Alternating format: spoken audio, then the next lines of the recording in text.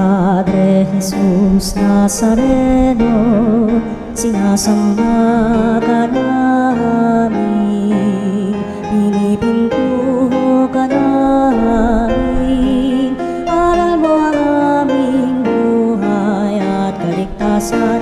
Nuestro Padre Jesus Nazareno, iligtas mo kami sa kamatayan, ang krus mong pinamatayan ay sagisag ng aming kaligtasan. Nuestro Padre Jesus Nazareno, dinarangal ka namin. Nuestro Padre Jesus Nazareno, inulwalhati ka namin. Nuestro Padre Jesus Nazareno, inarangal ka namin. Nuestro Padre Jesus Nazareno, inulwalhati ka namin.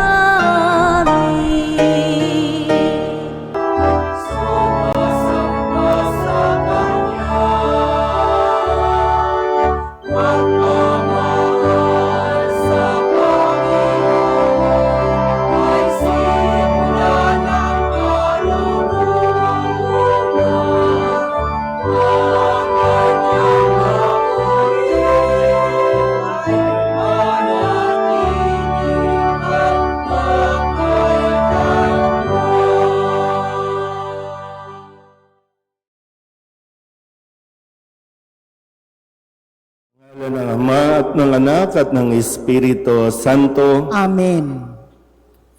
Sumainyo ang Panginoon. At sumaiyo rin.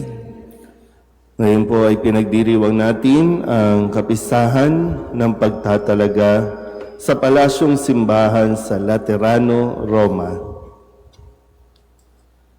Mga kapatid, aminin natin ang ating mga kasalanan upang tayo'y maging marapat gumanap sa banal na pagdiriwang.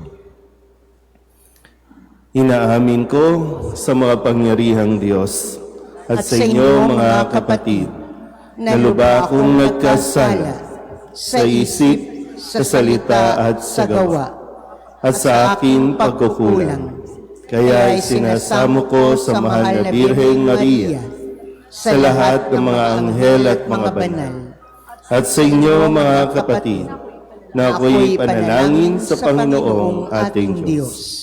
Kaawaan tayo ng makapangyarihang Diyos, patawarin tayo sa ating mga kasalanan at patnubayan tayo sa buhay na walang hanggan. Amen. Panginoon, kaawaan mo kami. Panginoon, kaawaan mo kami. Kristo, kaawaan mo kami. Kristo, kaawaan mo kami. Panginoon, kaawaan mo kami. Panginoon, kaawaan mo kami.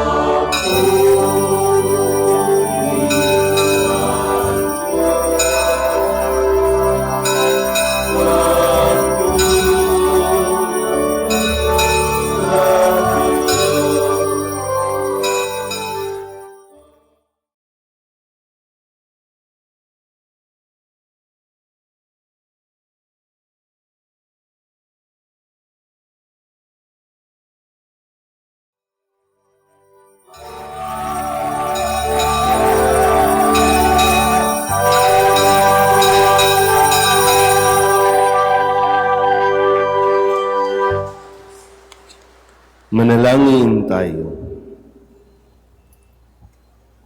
Ama naming makapangyarihan, mula sa mga buhay at piniling bato, ikaw ay nagtayo ng dakila at walang maliw na tahanan mo. Pagibayuhin mo ang paglukob ng Espiritu ng iyong kagandahang loob sa iyong sambayanan upang kami lalong sumulong bilang iyong lungsod ng kapayapaan sa kalangitan sa pamamagitan ni Jesucristo kasama ng Espiritu Santo magpasawalang hanggan. Amen. Nagkaroon ng pangitain si Ezekiel tungkol sa templo, ang tahanan ng Diyos, bilang bukal ng buhay para sa lahat ng nilikha. Ang templong gawa ng tao ay papalitan ng templo ng katawan ni Kristo, ang simbahan na siyang tunay na tahanan ng Diyos. Pagbasa mula sa aklat ni Propeta Ezekiel. Noong mga araw na iyon, bumalik kami ng anghel sa pintuan ng templo. Sa ilalim nito'y may agos ng tubig papunta sa silangan. Ang templo'y paharap sa silangan. Ito'y nagmumula sa gawing timog na bahagi ng templo, sa gawing timog ng altar. Lumabas kami sa pintuan, sa gawing hilaga, at iniligid niya ako papalabas sa pintuan sa gawing silangan.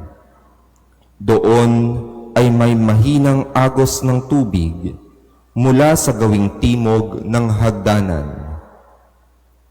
Sinabi niya sa akin, ang tubig na ito ay papunta sa dakong silangan hanggang dagat na patay.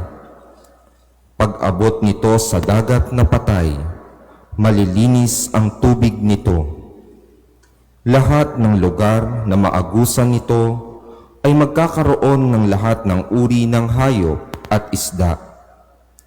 Pagdating ng agos nito sa dagat na patay, magiging tabang ang tubig ng dagat. Lahat ng lugar na aabutin nito ay magkakaroon ng buhay. Sa magkabilang pampang ng ilog ay tutubo ang sari-saring punong kahoy na makakain ang bunga. Hindi malalanta ang mga dahon nito, ni mawawalan ng bunga, pagkat ang didilig dito ay ang tubig na umaagos mula sa templo. Ito ay patuloy na mamumunga sa buong taon. Ang bunga nito ay pagkain at gamot naman ang mga dahon. Ang salita ng Diyos. Salamat sa Diyos.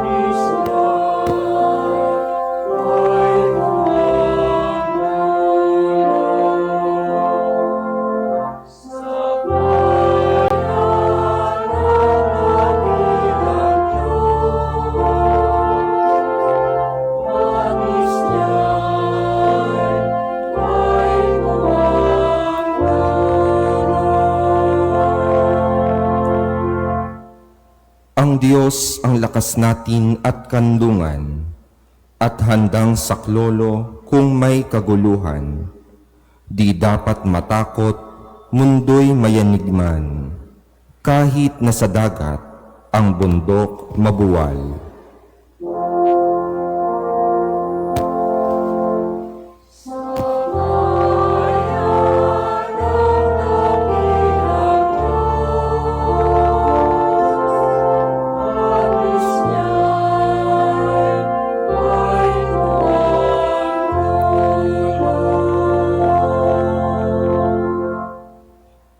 May ilog ng galak sa bayan ng Diyos.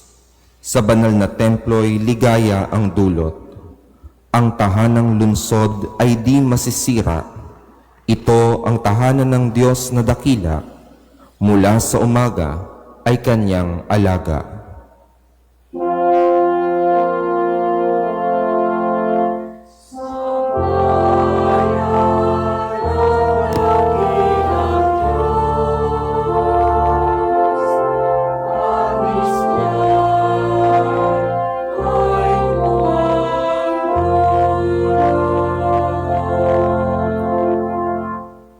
Nasa atin ng Diyos na makapangyarihan, ang Diyos ni Jacob na ating kanlungan.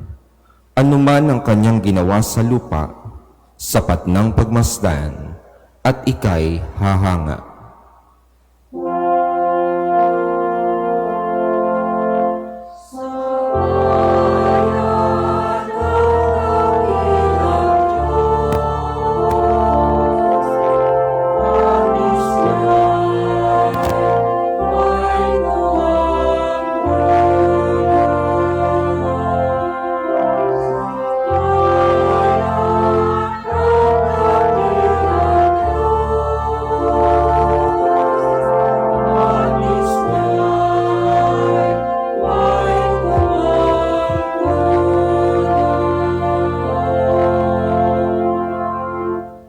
Itinuturo ni San Pablo sa mga taga-Korinto na sila ang templo ng Diyos at ang tahanan ng Espiritu Santo. Dahil dito, mahalagang panatilihin nila ang kanilang mga sarili bilang banal at walang dungis. Pagbasa mula sa unang sulat ni Apostol San Pablo sa mga taga-Korinto. Mga kapatid, kayo ang gusali ng Diyos, ayon sa kaloob ng Diyos sa akin. Ako ang naglagay ng pundasyon bilang mahusay na tagapagpatayo. Iba naman ang nagpapatuloy ng pagtatayo ng gusali. Ngunit maging maingat ang bawat nagtatayo, sapagkat wala ng ibang pundasyon na maaaring ilagay liban sa nailagay na si Jesucristo. Hindi ba ninyo alam na kayo'y templo ng Diyos at naninirahan sa inyo ang kanyang Espiritu? Parurusahan ng Diyos ang magwasak ng templo niya, sapagkat banal ang templo ng Diyos at kayo ang templong iyan.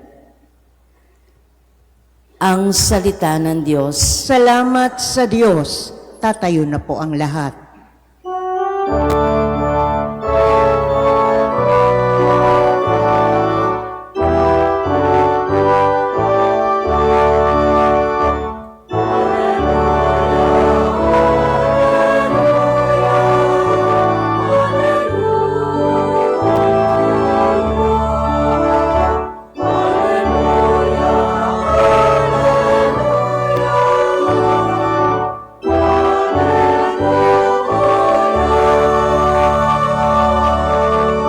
Aking bahay na pinili ay pagpapalaing lagi, ng ngalan ko'y manatili.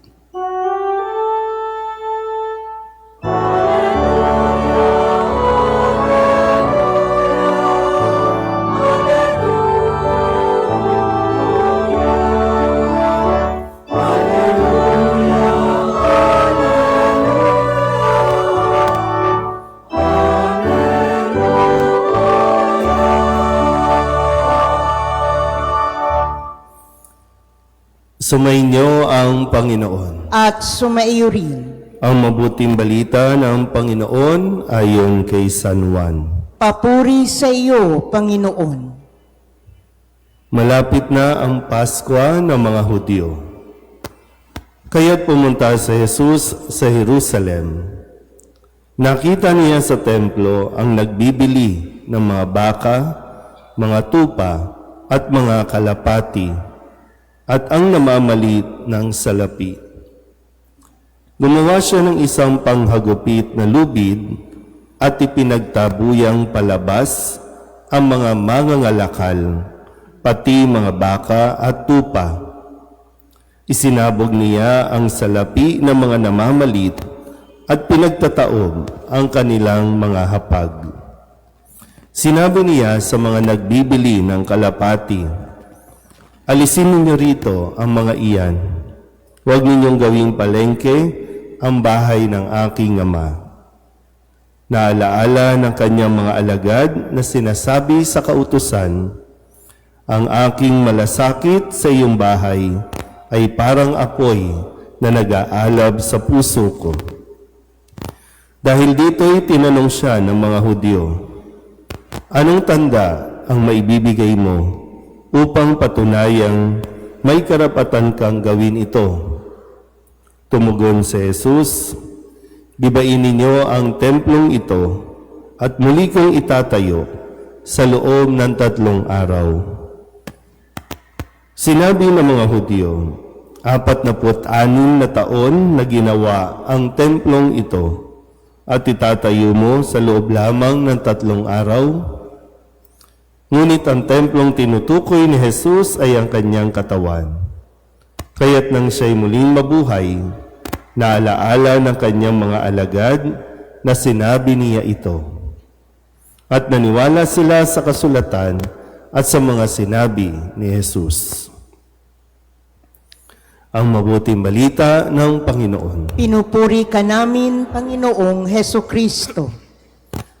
Isang magandang umaga po sa inyong lahat. Kagabi pa iniisip ko, sana wag umulan. Kasi pag umuulan, natatakot lumabas ang mga tagagagalangin. At walang magsisimba. Pero ngayon, at least, kahit na medyo pumapatak-patak, ay naririto kayo. At napakahalaga po na magkatipon-tipon tayo, magsama-sama para sa panalangin na nawa, kung hindi man po mawala ang bagyong paparating, tuloy sa ibang lugar ay medyo matindi na po yung hangin at ulan. Pero nawa ito po ay humina. Yun lang naman dalangin natin. Humina at walang masyadong mapinsala sa idudulot ng bagyong ito. Kasi normal naman po sa atin o normal naman sa kalikasan ng bumuhos ang ulan o bumagyo. Mas matakot tayo kung walang bagyong darating. Kasi kailangan din yan. Balanse po na babagyo para mabasa ang mga lupain na kailangan tamnan. Yun nga lang po, talagang dahil sa atin pong kapabayaan, dahil sa ating paglapastangan sa kalikasan, kung kaya nakakaranas tayo ng mga ganitong hagupit. Kaya nga maganda po na sa araw nito, matutunan natin ang halimbawa na ginawa ni Jesus sa ating pong ibanghelyo na kung saan ay siya po ay pumunta ng templo at nang makita niya ang templo, medyo kakaiba na ito. Naguguluhan na siya, maging ang mga tao na para bang dahil ang templo o ang simbahan na tinatawag natin ngayon, dito po nagtitipon-tipon ang mga tao para maghandog ng pasasalamat, para humiling at manalangin. Kung kaya't, sabi nga po sa unang pagbasa, sa pangitain na ipinahayag, yung templo, yan ay daluyan ng buhay. Nang sino man pumupunta sa templo, nagkakabuhay. Yun yung ipinapaliwanag sa atin sa unang pagbasa. Kaya sa Ebanghelyo, marahil yung nakita ni Jesus na templo nung siya ay bata pa, dahil di ba po sa kwento, taon-taon pumupunta ang mga magulang ni Jesus. Kasama siya, pumupunta sa templo. Kasi yun yung required sa kanila na taon-taon, bibisita ka, pupunta ka sa templo para maghandog sa lahat at sa dami ng biyaya na ipinagkaloob ng Diyos. At yung pagpapatuloy nga na paglapit sa Diyos para sa mas magandang buhay. Pero ngayon, ang sabi dito, naroroon ang mga nagbibili o mga nagtitinda ng baka, mga tupa, mga kalapati at namamalit ng salapi. Imagine niyo po, ito yung templo. Kasi ang laki-laki ng ating simbahan. Imagine niyo, biglang may nakapwesto dito, dyan sa bawat poste, may nakapwestong mga nagtitinda ng kalapati. O kaya dito may mga money changer. Kasi ang mga tao, bakit may namamalit ng salapi? Kasi yung mga tao, manggagaling o nanggaling pa sa iba't ibang bansa o iba't ibang bayan, may kanya-kanyang currency. Doon, ang tinatanggap lang siyempre, yung pera ng mga Romano. So, kailangan may nagpapalit. Pero dito po, tandaan niyo po pakinggan niyo ng mabuti. Ipinagtabuyang palabas ni Jesus ang mga mangangalakal, pati ang mga hayop na ipinagbibili. Ipinagtabuyang palabas. Kaya ibig sabihin, yung iba lumalabis na nasa loob na ng templo. Nakuha niyo po ba? Kaya nagalit na si Jesus. At yung galit na ito ay nanggagaling sa kanyang malasakit. Kaya nga, sabi, di ba, ang aking malasakit sa iyong bahay ay parang apoy na nag-aalab. Dahil hindi po pwedeng magpatuloy ito na ginawa na nilang palengke ang tahanan ng aking Ama. Yun ang sinabi sa ating Ebanghelyo. Imagine niyo ulit, no? Parang palengke. Di ba dapat tahimik, nagdadasal tayo, yung maging komportable? Pero bakit ginawang palengke? At ano ang ginagawa ng mga namamahala sa templo? Baka sila pa ang numero 1 nagpasimula. Para saan? Para kumita na naman. Yan nga, di ba? Malaking responsibilidad ng mga namamahala sa templo. Pero pinabayaan o sadyang nagpabaya sila at ginamit ang pagkakataong iyon para sila naman ay kumita. O hindi masama po, tandaan nyo hindi masama yung mga pagbibenta sa labas. Pero yung pumasok ka na sa loob, hindi na yan palalampasin ni Jesus. Naintindihan po ba? Kaya nga, nasabihin nyo nga po ang salitang malasakit. Ulit, malasakit.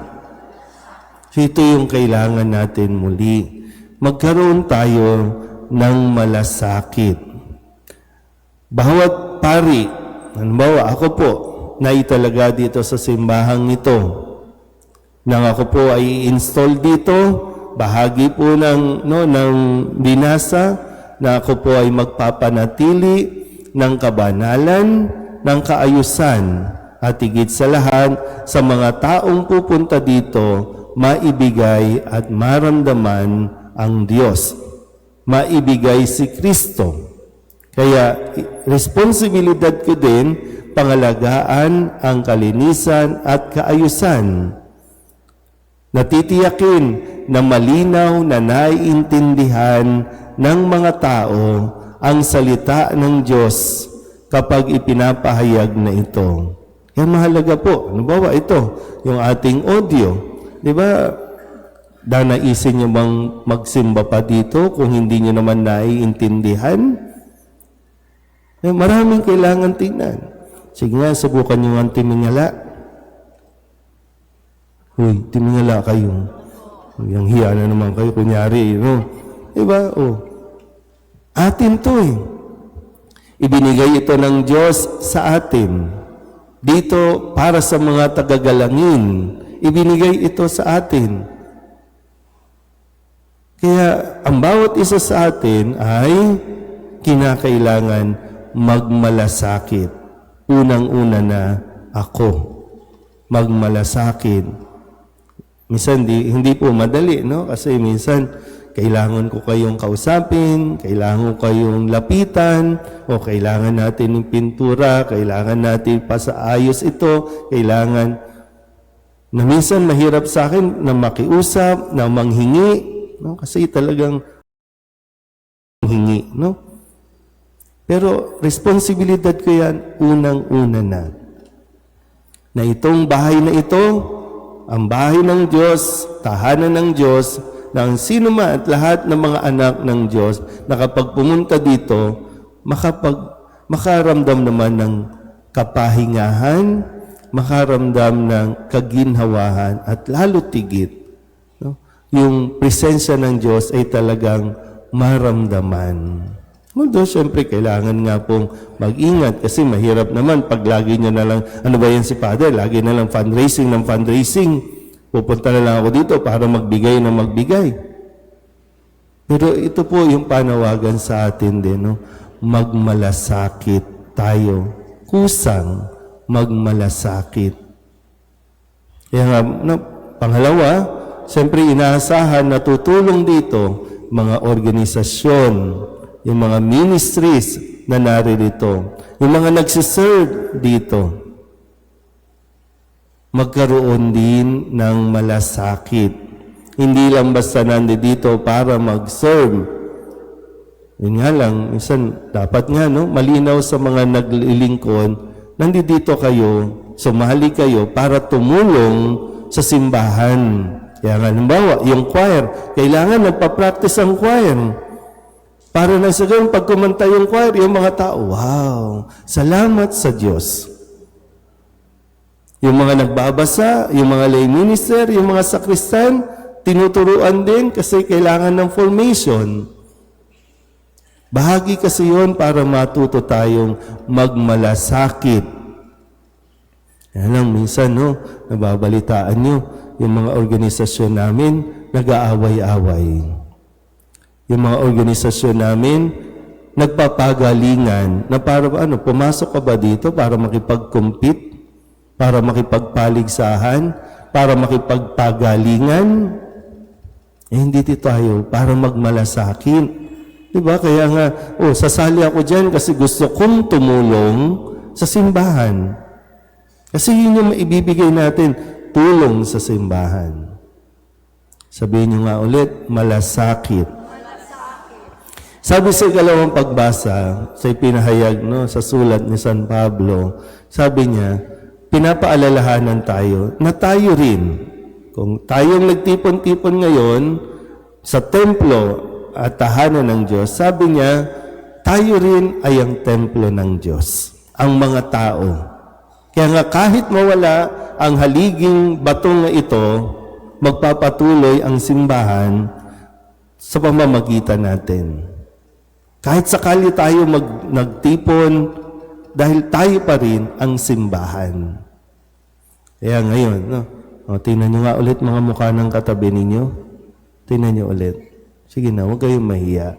Gusto ko lang ipaalala sa inyo, kayo ang simbahan. Kayo ang mukha ng simbahan.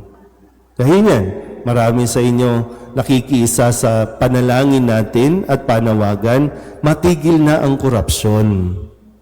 Kaya marami nakikiisa sa pagsusuot ng puti para ipahayag ang ating pong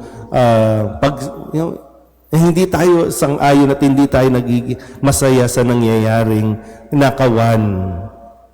Dahil dito sa mga korupsyon na ito, sa kawalang malasakit ng mga inaasahan, naranasan ulit itong hagupit ng bagyong si Tino. At hindi lang si Tino ang dumating at marami pang darating. Ngayon, maraming templo ang lubog, pinanghihinaan ng loob, nanlalamig pa sa hanggang ngayon, nagsisiksikan sa mga evacuation center, hindi malaman paano babangon, hindi malaman paano magsisimula ulit. Dahil sa kawalang malasakit ng iilan. Pero kung mas maraming magmamalasakit, mas magiging madali at mas mararamdaman natin ang pagmamahal at presensya ng Diyos. Sabihin niyo nga ulit, malasakit. So hindi yung malasakit noon ay pinakita ni Kristo. So hindi tayo pwedeng tumatahimik lang. Pag alam ninyong may nangyayaring pang-aabuso na, kahit dito sa ating simbahan, magsalita kayo. Para hanggat maaga, malinis natin, maituwid natin ang anumang mga dapat na ituwid para magpatuloy ang tahanang ito ng Diyos. Amen? Ibahayag natin ang ating pananampalataya. Sumasampalataya ako Sa Diyos amang makapangyarihan sa lahat, na may gawa ng langit at lupa, sumasampalataya ako kay Hesu Kristo, iisang anak ng Diyos, Panginoon nating lahat. Nagkatawang tao siya, lalang ng Espiritu Santo, ipinanganak ni Santa Mariang Birhen, pinagpakasakit ni Poncio Pilato, ipinako sa krus, namatay, inilibing, nanaog sa kinaroroonan ng mga yumao, nang may ikatlong araw na buhay na mag-uli, umakyat sa langit, naluluklok sa kanan ng Diyos amang makapangyarihan sa lahat. Doon magmumulang paririto at huhukom sa nangabubuhay at nangangamatay na tao. Sumasampalataya naman ako sa Diyos Espiritu Santo, sa banal na simbahang Katolika, sa kasamahan ng mga banal, sa kapatawaran ng mga kasalanan, sa pagkabuhay na muli ng nangamatay na tao, at sa buhay na walang hanggan. Amen.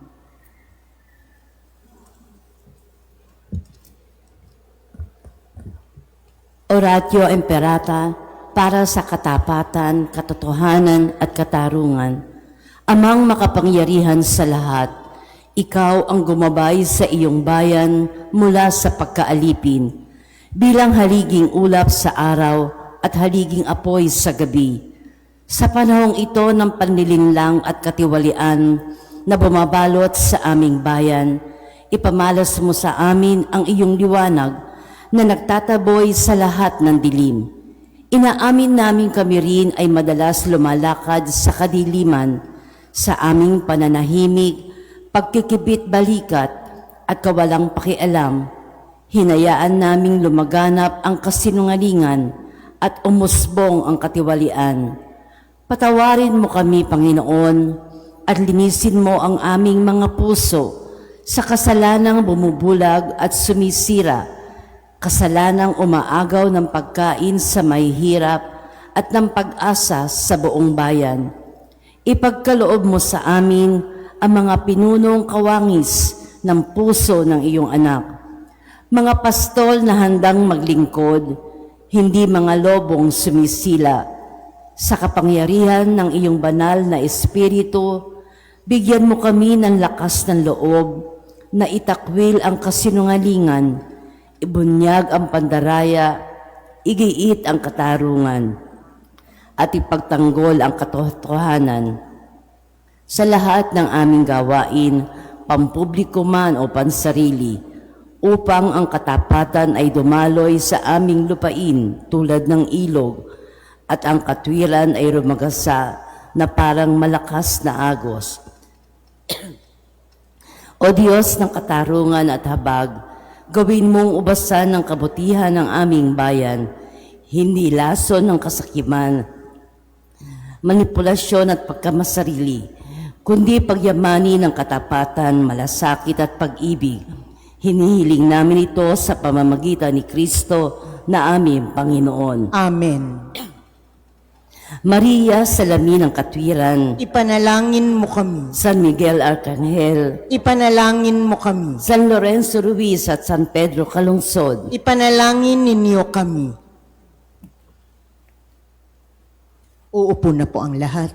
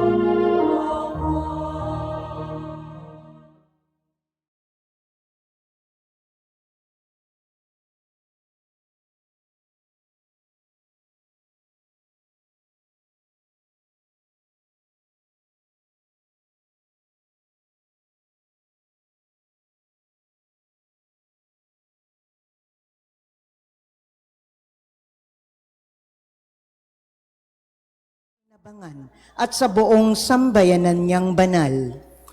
Ama naming lumikha, tanggapin mo ang paghahaing ito at ipagkaloob mo sa mga nananalangin sa iyo ang lakas sa dulot ng pakikinabang sa mga iniaalay dito sa pamamagitan ni Jesucristo kasama ng Espiritu Santo magpasawalang hanggan. Amen. Sumainyo ang Panginoon. At sumaiyo rin. Itaas sa Diyos ang inyong puso at diwa. Itinaas na namin sa Panginoon. Pasalamatan natin ang Panginoong ating Diyos. Marapat na siya'y pasalamatan. Ama naming makapangyarihan, tunay ngang marapat na ikaw ay aming pasalamatan.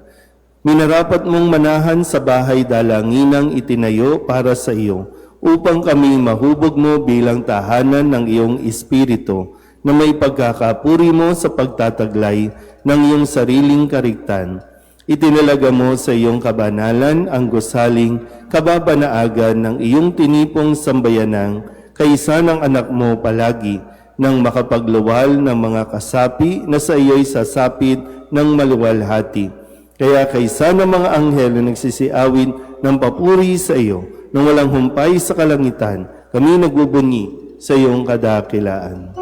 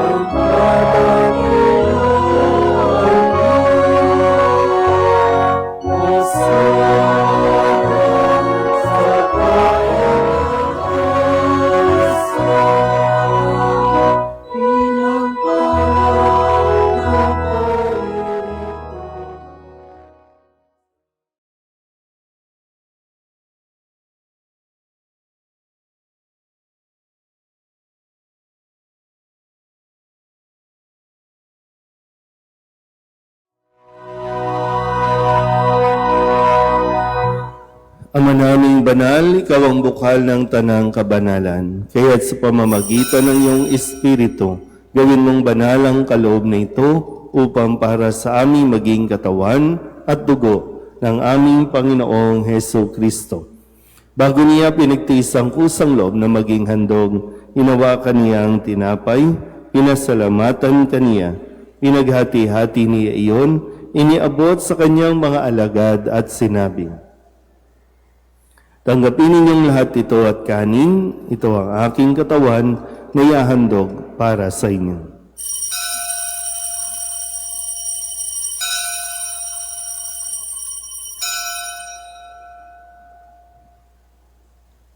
Gayun din naman nang matapos ang hapunan, hinawakan niya ang kalis, muli kaniyang pinasalamatan.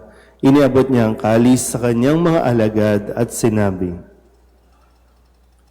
"Tanggapin ninyong lahat ito at inumin. Ito ang kalis ng aking dugo, ng bago at walang gantipan. Ang aking dugo na ibubuhos para sa inyo at para sa lahat, sa ikapagpapatawad ng mga kasalanan. Gawin ninyo ito sa pag-alaala sa akin."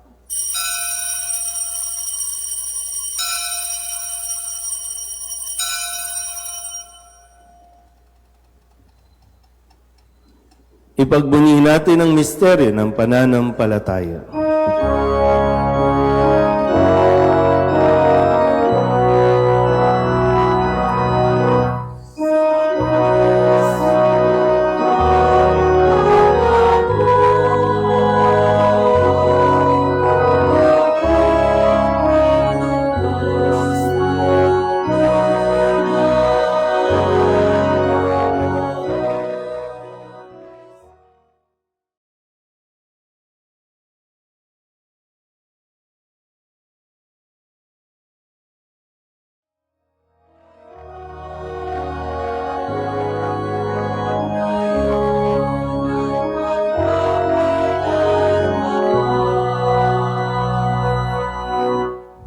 Ama, ginagawa namin ngayon ang pag-alaala sa pagkamatay at muling pagkabuhay ng iyong anak, kaya tiniaalay namin sa iyo ang tinapay na nagbibigay buhay at ang kalis na nagkakaloob ng kaligtasan. Kami napapasalamat dahil kami iyong minarapat na tumayo sa harap mo para maglingkod sa iyo. Isinasamo namin kami magsasalo-salo sa katawan at dugo ni Kristo ay mabuklod sa pagkakaisa sa pamamagitan ng Espiritu Santo. Ama, lingapin mo ang iyong simbahang laganap sa buong daigdig.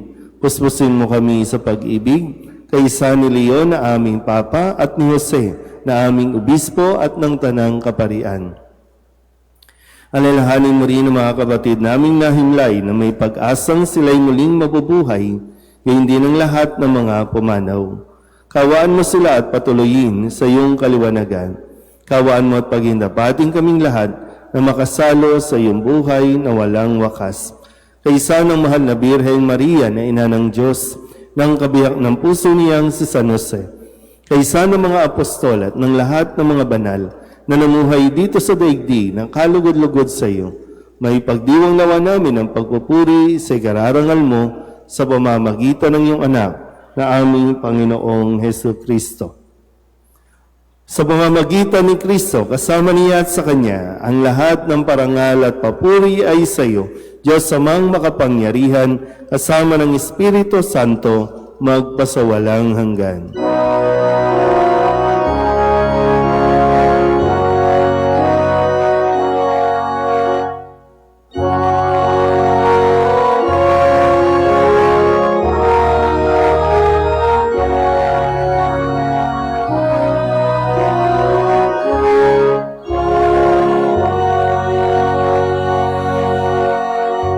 Sa tagubilin ng mga nakagagaling na utos at turo ni Jesus sa Panginoon natin at Diyos, ipahayag natin ng lakas loob.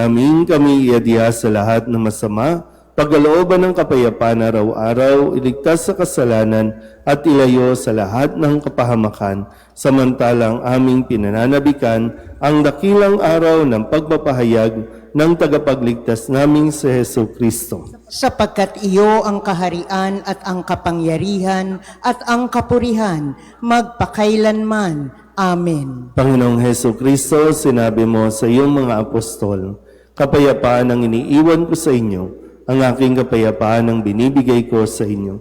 Tunghayan mo ang aming pananampalataya at huwag ang aming mga pagkakasala. Pagkalooban mo kami ng kapayapaan at pagkakaisa ayon sa iyong kalooban, kasama ng Espiritu Santo, magpasawalang hanggan. Amen. Ang kapayapaan ng Panginoon ay laging sumainyo. At sumaiyo rin. Mabigayan po tayo ng kapayapaan sa isa't isa.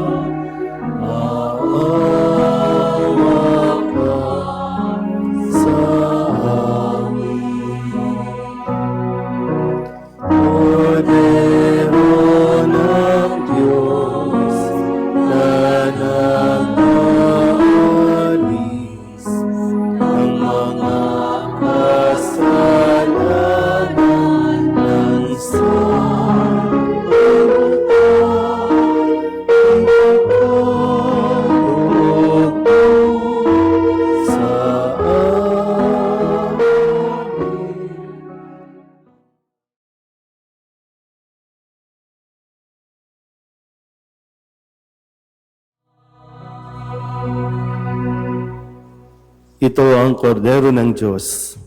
Ito ang nag-aalis ng kasalanan ng sanlibutan. Mapalad ang mga inaanyayahan sa kanyang piging. Panginoon, hindi ako karapat-dapat na magpatuloy sa iyo, ngunit sa isang salita mo lamang ay gagaling na ako.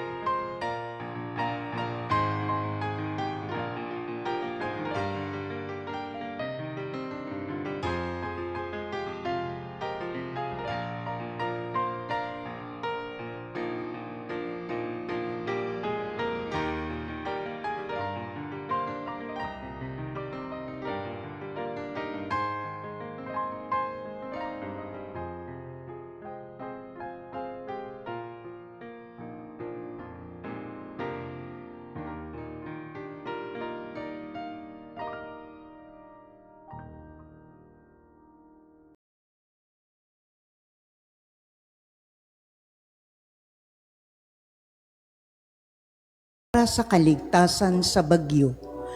Mapagmahal naming Ama, lumikha at Panginoon ng sansinukob, ang iyong pagkalinga ang nagtataguyod sa mga saligan ng daigdig at ang iyong karunungan ang gumagabay sa daloy ng kalikasan.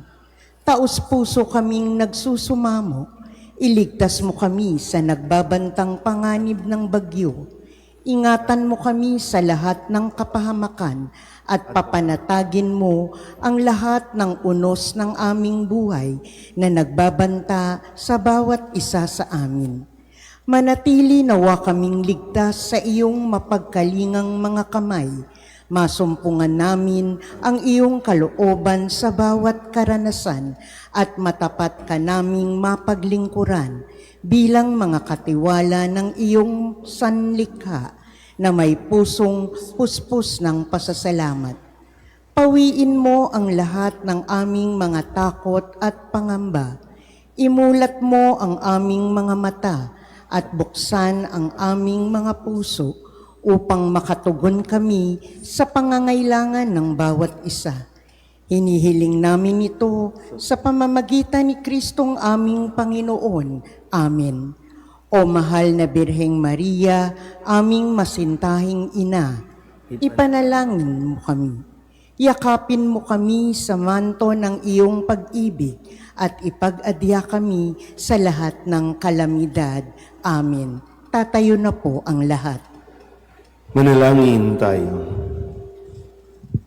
Ama naming mapagmahal, niloob mong ang lungsod ng kapayapaan sa langit ay aming mabanaagan sa nakikita naming sambayanan mo sa lupang ibabaw.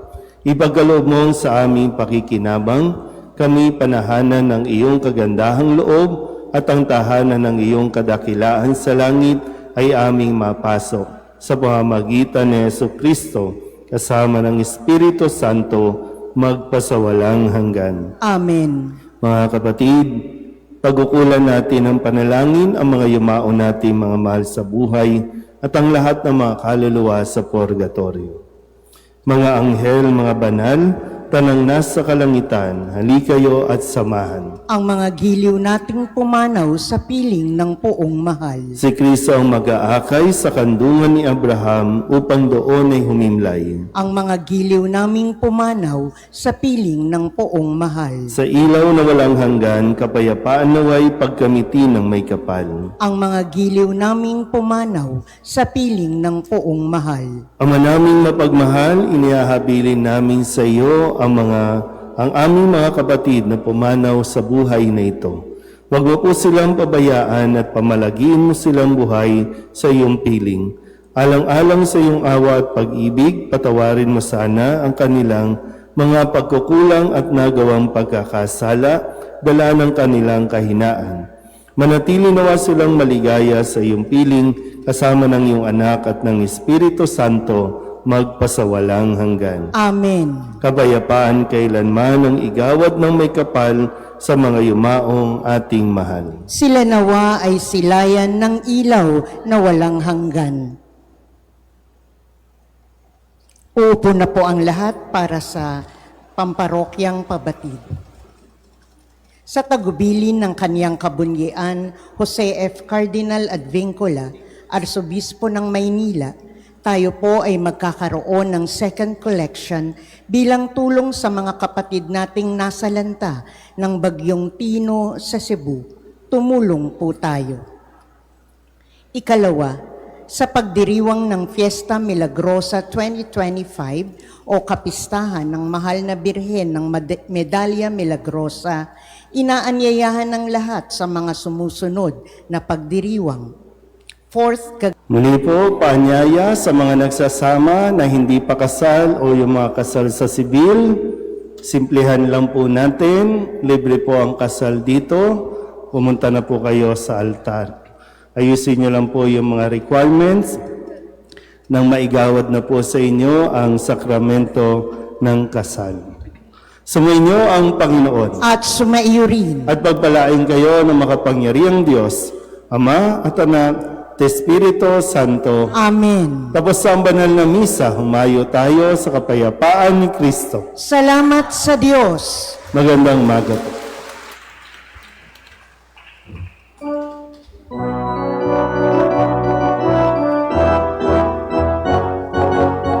Pasalamat kayo sa Panginoon na siyang gumawa ng lahat ng bagay dito sa mundo.